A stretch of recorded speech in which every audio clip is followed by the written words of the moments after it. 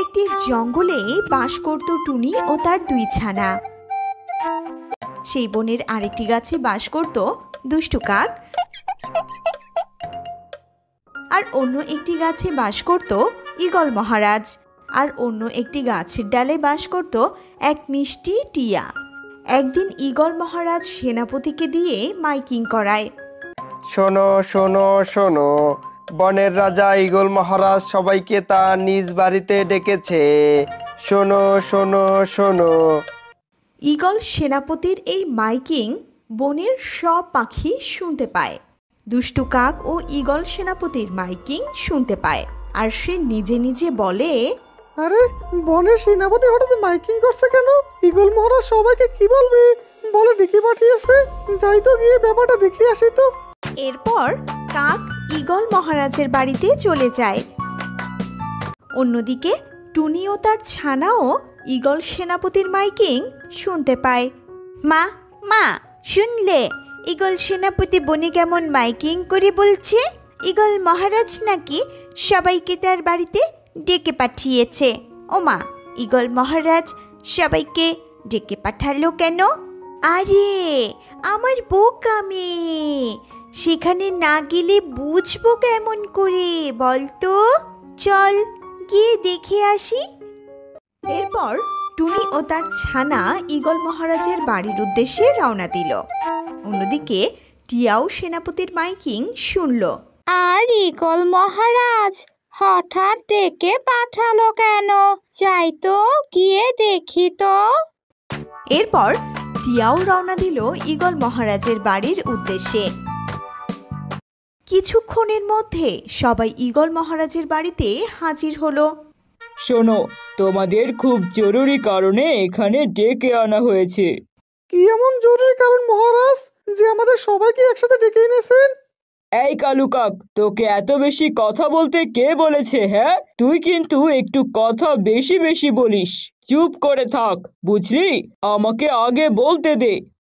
মহারাজ, এবার তো দয়া করে বলুন কি হয়েছে? কি এমন জরুরি কারণে আমাদের সবাইকে ডেকে এনেছেন? শোন তাহলে, আজকে সকালে আমার পুত্র আমার কাছে আবদার করেছে যে ও ফুলকপি খাবে।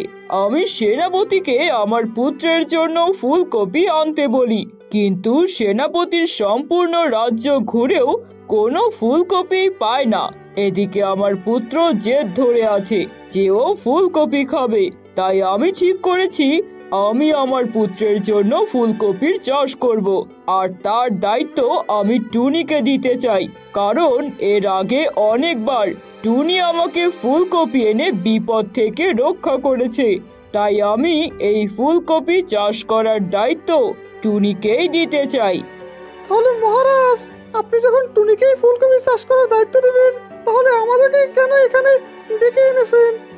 এই কালু কাক, তুই সত্যি খুব বেশি কথা বলিস। তোরা আমার খুব কাছের, তাই তোদের সামনে এই আলোচনাটা করলাম। টুনি, তুই যদি আমাকে ফুলকপি চাষ করে এনে দিতে পারিস, তাহলে তোকে আমি 1000টি স্বর্ণমোহর দেব, আর ফুলকপি চাষ করার জন্য যা যা লাগবে সেসব কিছু সেনাপতি তোকে কাল সকালে দিয়ে দেবে। আচ্ছা মহারাজ। এরপর যে যার বাড়িতে ফিরে যায়।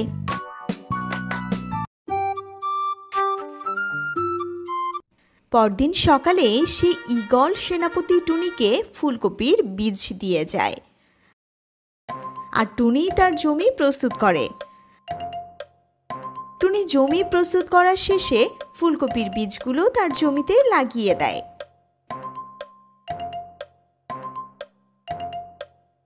তারপর টুনি তার মেয়েকে নিয়ে বাড়ি ফিরে যায়। বেশ কিছুদিন কেটে যায়।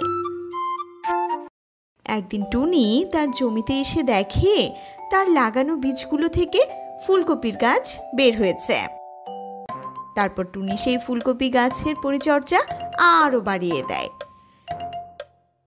এরপর আরো কিছুদিন কেটে যায়। টুনি সেই ফুলকপি গাছগুলো অনেক বড় হয়ে যায়। একদিন টুনি তার ফুলকপি গাছের জমিতে এসে দেখে তার জমিতে অনেক ফুলকপি ধরেছে। গাছে ফুলকপি দেখে তো টুনি অনেক খুশি হয়ে যায়। তখন টুনির ছানা টুনিকে বলে, মা মা আমাকে একটা ফুলকপি দাও না। না রে আমার লক্ষ্মী মেয়ে, এই ফুলকপি যে খাওয়া যাবে না। কেন মা, কেন খাওয়া যাবে না? মারে এই ফুলকপি গাছের ফুলকপি যে মহারাজ তার মেয়েকে খাওয়াবে বলে ফুলকপি গাছ লাগানোর দায়িত্ব আমাকে দিয়েছে। আমরা যদি এই ফুলকপি নিজেরাই খেয়ে ফেলি তাহলে মহারাজকে কি ফুলকপি দিব বলো? কিন্তু মা, এতগুলো ফুলকপি কি করে মহারাজের কাছে নিয়ে যাবে? মারে আমরা কাল সকালে বস্তায় করে এই ফুলকপিগুলো মহারাজের কাছে নিয়ে যাব। এখন চলো আমরা বাড়ি ফিরে যাই। এরপর টুনি ও তার ছানারা বাড়ি ফিরে যায়।